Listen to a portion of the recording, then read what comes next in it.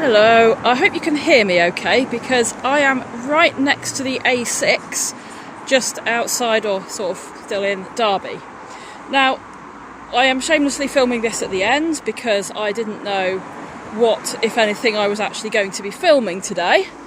But I've just gone back to the start of my walk and there's this little footpath that comes off the A6 opposite Evans Avenue. And I think this little footpath used to be quite a substantial road. On old maps it is clear that this is the edge of something. I need to get over this stile, so I will be with you in just a moment.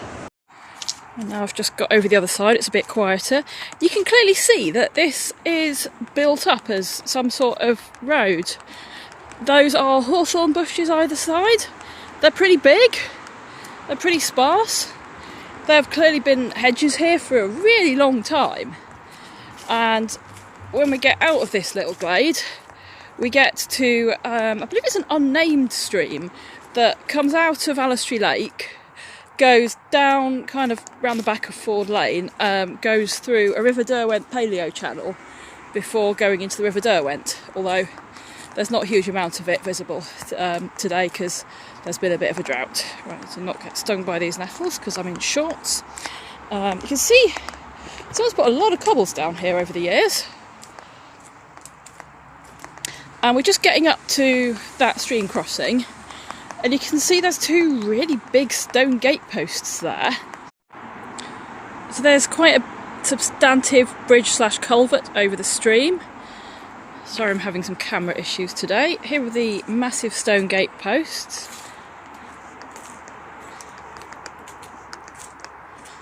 And here's that stream crossing. It's a bit hard to see behind the trees. Let's get around here.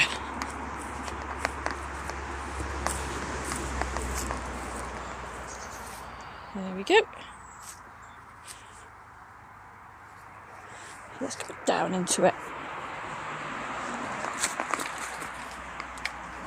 Oh, that's an interesting culvert. I don't want to say it, but I've seen some drains that look like that. Yeah, interesting. What is this? So, I'm down by the River Derwent, near Burley Hill, and I've taken my shoes off so I can go paddling. Oh, that's squidgy, that's quite satisfying.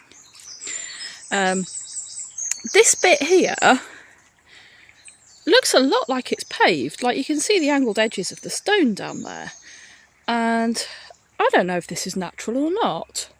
It's a little sort of side channel where the main river is there, and even that's got an island in the middle. You can see the island has got sort of normal gravel, it's nothing like the rock here. But here you've got this rock that seems to be splitting at right angles. Can I get in without dropping my phone? So I've taken my shoes off so I can go paddling. I'll just give you a closer look there. It's pretty damp and stagnant in there. I think I used to catch tadpoles in there when I was a child, so it has changed a bit. Around here, we've got more of this mysterious rock.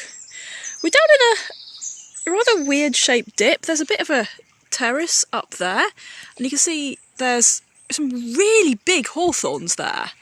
There's quite a lot of hawthorns along this route, so I think this trackway, there may well be something in it that it was quite a big road. I should have shown you the entrance to it. Maybe I'll go back and do that. And this here, this is the biggest, I think it's the biggest ash tree that I've ever seen. That base is like 3 metres wide. Like, it can't have just like grown like that from age, just enormous. And then out here, see under my feet, we've got more of these blocks that look a bit like they're some sort of building blocks. And yeah, then you've got this fast bit here, which is over the blocks, and then you go into the stream there, the River Derwent there, where it's got a sort of normal river channel over there. Bit more of it here. Yeah, made by humans, natural. What do you think? I think this sort of thing is actually the origin of some things that are rumoured to be Roman fords, because I've seen one where the reason Mike Haken isn't paying up 10 grand is because it might actually be the bedrock, and this looks like the sort of bedrock that someone would think is a human-made ford. It may have made a really good ford once, but I think it's natural because the rocks just look like they've split rather than been put together. It's a fascinating place though, and as I say, the trackway that goes along here and goes off there is definitely something. Right, I'm taking a break before I dive heat exhaustion, although that stream was very nice. I think I've realised what I might actually have seen, and it's not ancient, well, it is very ancient, but it's not like Roman ancient. It may actually be the very edge of the Pennines, which sounds weird that it has a clear edge like that, but I realised that the great big terrace that I've been on for the last little while, or the bottom of, goes round the edge of Burley Hill.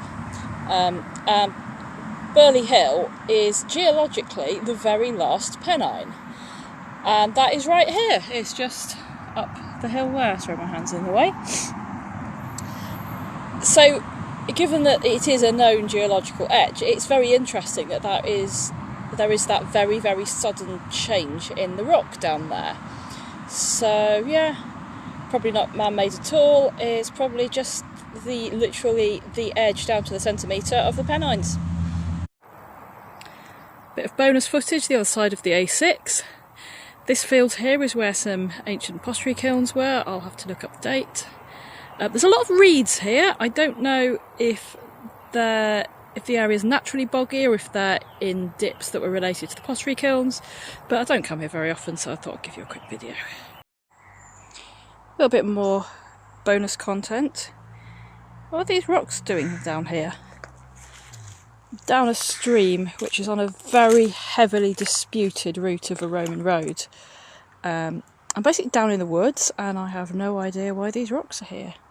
They're all along this stream. There's a particular pile of them next to a damp spot there. And that lumpy bit there could be the Agger, the other side of this lake. It's Allestree Lake. It is there, I promise.